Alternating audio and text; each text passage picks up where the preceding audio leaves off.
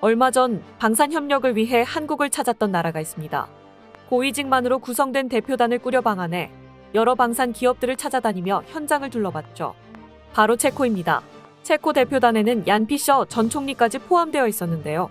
체코가 한국과의 방산 협력을 상당히 기대하고 있다는 것을 알 수 있었습니다. 하지만 한국 방산업체들 입장에서는 이 사람의 방문이 그다지 반갑지는 않았습니다. 과거 체코의 자주포 사업에서 K9 자주포를 탈락시킨 장본인이 바로 얀 피셔 전 총리이기 때문입니다. 피땀 흘려 K9을 설계하고 만든 엔지니어들의 입장에선 그런 사람이 무슨 낯짝으로 공장까지 찾아오나 싶었을 텐데요. 얀 피셔 전 총리는 심지어 K9 포탑에 직접 탑승까지 해보는 등 과거 행적에는 걸맞지 않는 행보를 보여주고 돌아갔습니다. 그런데 알고 보면 체코도 이런 일을 벌일 수밖에 없던 이유가 있었다고 합니다. 이제 와서지만 K9을 구매하지 않으면 안 되는 상황이 되었기 때문입니다. 자세한 내막을 함께 알아보겠습니다. 트럼프가 재선된 이후 우크라이나 다음으로 상황이 가장 급박해진 곳은 동유럽 국가들이라고 할 수 있습니다. 사실상 우크라이나가 뜻을 이루지 못한 채 휴전하는 것은 기정사실이고 그 뒤로 러시아가 국력을 보충하고 나면 노릴 곳이 바로 동유럽이기 때문입니다. 폴란드와 루마니아가 그토록 군비 확충에 목숨을 거는 이유도 우크라이나 다음은 자신들이라는 것을 확실히 알고 있기 때문이었는데요.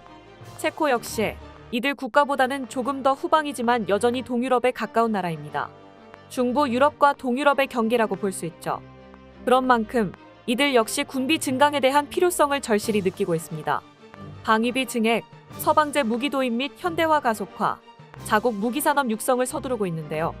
특히 체코는 폴란드와 함께 GDP 대비 우크라이나 무기 지원 비중이 가장 높은 국가 중 하나입니다. 체코는 전쟁 발발 이후부터 2023년 10월까지 구매가 기준 2억 5천만 유로 규모의 각종 무기류를 우크라이나에 지원했고 정부 지원분에 더해 체코 방산업계의 민간 지원 및 판매, 3국 공여분까지 더하면 훨씬 더 클 것으로 추산됩니다. 전차 62대, 보병 전투차 131대, 헬기 4대, 정찰 및 특수차량 21대, 자주포 13대, 로켓 발사기 12대, 복사포 포탄 84,860개, 박격포 포탄 17,400개 등 늘어놓고 보면 상당한 수량이죠. 이는 두 가지 의미가 있는데 우선 우크라이나 지원분만큼의 신규 무기 수요가 생겼고 체코는 그걸 빠르게 충당할 필요가 있다는 것입니다. 다른 하나는 러시아에게 지독한 원한을 사고 있다는 것이고요. 어느 쪽이건 체코는 가급적 빨리 군사력을 보강할 수밖에 없습니다. 이를 위해 체코는 GDP의 2% 이상을 국방비로 편성 의무화하는 법률을 2023년 7월 확정했습니다. 이로써 나토 회원국 중 폴란드, 라트비아에 이은 세 번째 법제화 국가가 됐고 이에 더해 단연간 진행하는 1200만 유로 이상의 중대형 무기 구매 프로젝트는 전략적 프로젝트로 정부가 승인, 프로젝트별 예산 할당이 이뤄질 수 있도록 하는 내용도 포함됐습니다. 이전에는 매년 국방 예산이 정부 및 의회 승인을 받아야 해서 프로젝트 영속성 보장이 어려웠지만 향후에는 프로젝트별로 안정적인 재원 확보가 가능해졌다는 평가죠. 이에 힘입어 체코의 2024년 국방비는 3년 전보다 2배, 전년 대비 35% 급증한 61억 유로에 달합니다. 체코는 이를 군사 장비 구매에 공격적으로 투자하고 있으며 가급적 이른 시기에 인도받을 수 있도록 빠르게 움직이고 있습니다. 그런데 이런 가운데 이들의 생각대로 사업이 이뤄지지 않는 경우도 생겼습니다. 믿고 구매한 무기가 제때 도착을 하지 않는 것입니다. 체코는 2021년에 일찌감치 자주포 도입 사업을 진행했던 바 있습니다. 전쟁 전부터 감지하던 러시아의 위협에 대응하려면 포병 무기만 한 게 없었으니까요. 이때 여러 무기를 검토하던 체코는 한국의 K9 역시 후보에 올려놓고 고민했던 바 있습니다. 그러나 결국 이들은 K9을 탈락시켰습니다. 차륜형 자주포를 구매하려고 했기 때문이었습니다. K9 대신 골랐던 기종은 프랑스의 세자르. 당시로선 선택할 수 있는 최선의 차륜형 기종이기는 했습니다. 체코 국방부는 2021년 9월 프랑스 넥스터사와 세자르 자주포 52문 구매 계약을 체결했으며 이듬해 그 규모를 추가로 확대했습니다. 계약 금액은 하나로 5천억 원에 달했는데요. 하지만 이게 최악의 선택으로 돌아오리라고는 체코도 상상하지 못했죠. 현재 체코 내부에선 세자르 구매 결정에 대한 비판의 여론이 매우 높습니다. 사업이 터무니없이 지연되고 있기 때문입니다. 체코가 잘나가는 K9을 놔두고 차륜형 자주포를 고른 것은 체코 지형에서의 운용 이전 외에도 가격과 납기까지 타협하기 위한 것이었습니다. 하지만 지난 1일 현지 매체에 따르면 체코 정부는 도입 계약 체결 3년이 지난 현재까지도 첫 번째 프로토타입조차 인도받지 못하고 있는 상황입니다. 넥스터사는 체코군에게 프로토타입을 제공하는데 필요한 핵심 부품을 아직 조립하지도 못한 상태인 것으로 드러났습니다. 이와 관련 체코 국방부는 자국의 추가적인 요구 사항이 있기는 했으나 확실히 인도가 지연되고 있다고 밝혔습니다. 하지만 계약상 비밀 유지 조항 때문에 이 이상 자세한 정보는 공개되지 않고 있습니다. 이에 체코가 세자르 도입을 후회하고 있는 것이 아니냐는 분석이 나오고 있는 상황인데요. 최근 이에 쐐기를 박는 소식까지 한국에서 나와버렸습니다. 대표단 신분으로 한국에 온 전 총리가 K9에 탑승까지 했던 거죠. 체코가 무기를 둘러보러 해외 순방을 다니는 것 자체는 어색할 일이 없습니다. 하지만 세자르와 동일한 155mm 자주곡사포인 K9의 생산 공장을 찾아가서 심지어 타보기까지 했다는 것은 이야기가 다릅니다. 누가 보더라도 잠재적 구매 의사가 있다는 것이니까요. 얀 피셔 전 총리가 포함된 체코 방문단은 한국에 와서 곧장 창원으로 향했습니다.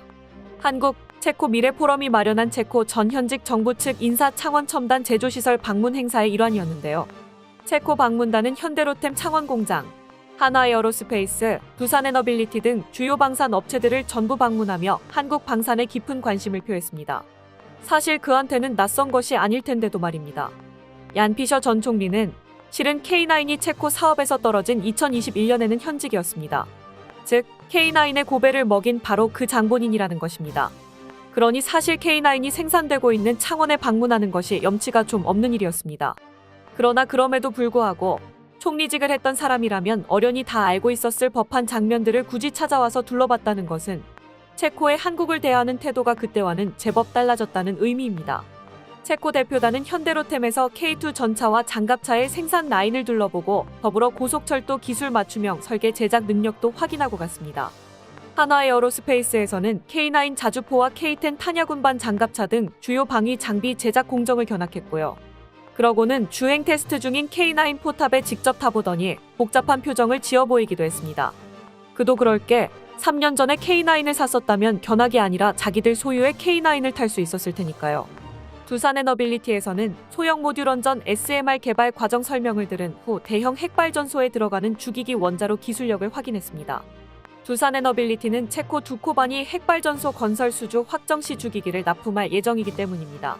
또한 이들은 하나와 함께 첨단 항공기 엔진 개발도 맡고 있어 이 소문 역시 확인하러 간 것으로 보입니다. 견학을 마친 얀 피셔 전 총리는 창원에 방문한 이유는 한국에 발전된 고속철도 및 방위산업 현장을 둘러보고 이를 통해 양국이 협력할 수 있는 최고의 방안을 논의해 나가길 희망하기 때문이라고 밝혔습니다. 한국의 협상을 요청하는 뉘앙스가 있죠.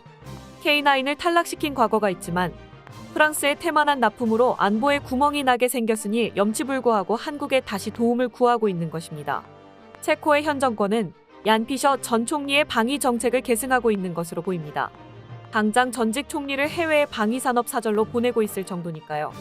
그런 만큼 얀 피셔 전 총리의 발언은 체코 현 정부의 입장과도 일치한다고 볼 수 있을 것 같은데요. 이들도 이제는 한국에게 칼자루가 넘어갔다는 것을 알아서 제법 저자세로 나오고 있다는 것을 알 수 있습니다. 일각에서는 얼마 전 체결된 두코바니 핵발전소 계약이 일종의 거래가 아니었냐는 분석도 나오고 있습니다. 심지어 이 계약은 미국 웨스팅하우스사의 지적재산권 시비로 잠시 중단되기까지 했는데 체코가 한국에 손을 들어주면서 재개되기도 했죠. 체코 측에서도 이 계약을 반드시 이행해서 한국산 원전을 확보할 의지가 있다는 것인데요. 체코가 한국과의 방산 협력을 문제없이 이루기 위해서는 한국의 원전은 무조건 사줘야 했던 것이 아니냐는 관측이 나오고 있습니다. 이 가설은 최근의 사건으로 더 힘을 얻고 있습니다. 한국의 그 누구도 예상치 못한 비상계엄 사태가 터지면서 많은 사람들은 한국이 다른 나라와 맺은 국가 단위 계약을 걱정했었죠. 체코 원전 사업도 그중 하나였습니다. 이 정도의 사건이 발생하면 한국의 사회와 산업이 불안정하다고 판단한 상대 국가가 계약을 취소하더라도 별로 할 말은 없는 것이 사실입니다. 그러나 체코는 이미 체결된 원전 사업을 취소하거나 지연시킬 생각이 없어 보입니다. 사태 직후 외교 라인 등을 통해서 계약이 무사히 이행될지 확인했을 법도 한데 그러려는 낌새조차 없었기 때문입니다. 이들은 심지어 이번 사태로 인해 한국 정권이 원전 정책의 비우호적인 쪽으로 바뀌게 되더라도 이 사업을 포기하지 않을 것이라고까지 분석하고 있습니다. 한국에게서 원전과 그 대가인 방산협력까지 무조건 받아오겠다는 굳은 의지를 보여주고 있다는 거죠. 과연 체코와 한국의 앞으로의 관계는 어떻게 될까요? 부디 한국이 체코와 같은 파트너와 함께 이 위기를 딛고 다시 일어날 수 있기를 바라겠습니다.